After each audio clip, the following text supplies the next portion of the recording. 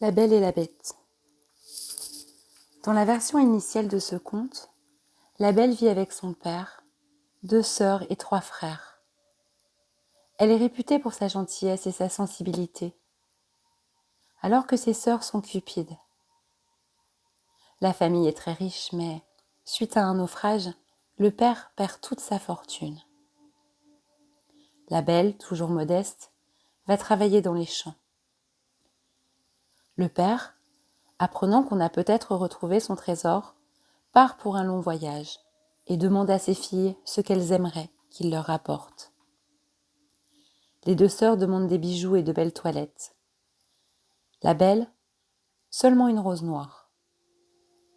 La rose est la star du royaume des fleurs, et le noir représente la beauté intérieure que l'on ne voit pas, la beauté cachée de la rose, la beauté cachée de l'humanité.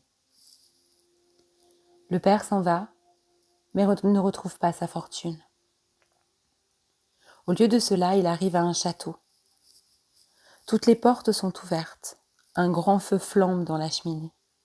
Un repas attend sur la table. Après s'être restauré, il passe la nuit au château. Le lendemain matin, il se lève et fait le tour du jardin, où il cueille une rose. C'est alors qu'apparaît la bête, corps d'homme et tête de lion, symbolisant la rose noire ou beauté cachée. La bête est très en colère et dit au père qu'elle lui pardonnera s'il lui donne sa fille.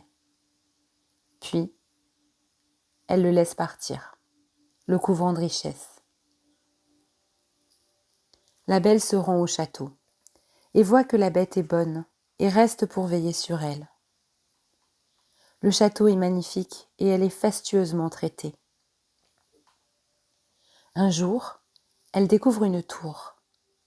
Là se trouve un miroir qui lui dit « Un jour viendra dans ton cœur où tu verras la vérité. » La Belle commence alors à faire un rêve, le même toutes les nuits, dans lequel elle se trouve près d'un lac et rencontre un beau prince. Puis une très vieille femme lui dit qu'elle doit découvrir la beauté intérieure. Dans le cœur de la Belle, sa compassion pour la bête ne cesse de croître. Puis le père de la Belle étant tombé malade, la jeune fille souhaite se rendre auprès de lui. La bête lui accorde 3 semaines, pas davantage. Sinon, je mourrai sans toi. Mais la Belle dépasse le délai imparti. Alors qu'elle regarde un miroir, elle voit la bête en train de mourir près d'un lac. À l'instant même, elle réalise qu'elle l'aime d'amour. Elle se précipite au château, trouve le lac, prend la tête de la bête dans ses bras et lui dit qu'elle l'aime. Elle pleure, et ses larmes coulent sur le visage de la bête.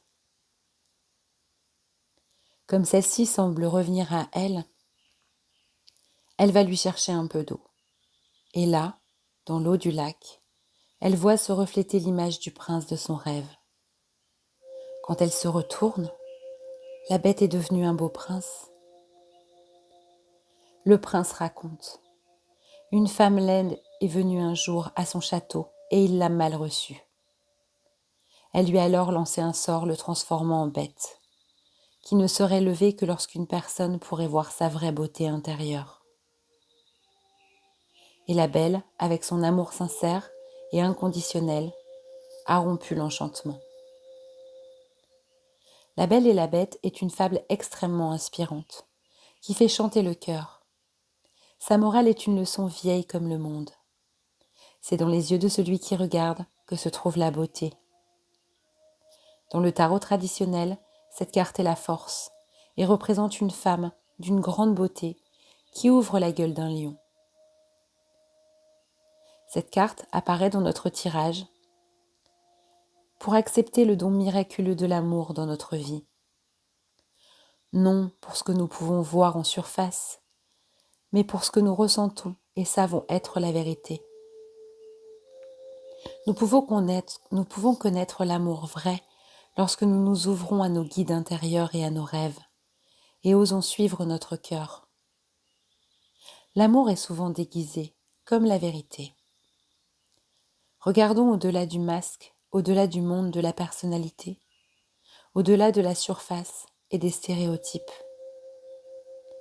Là où il y a des ténèbres, voyons la lumière.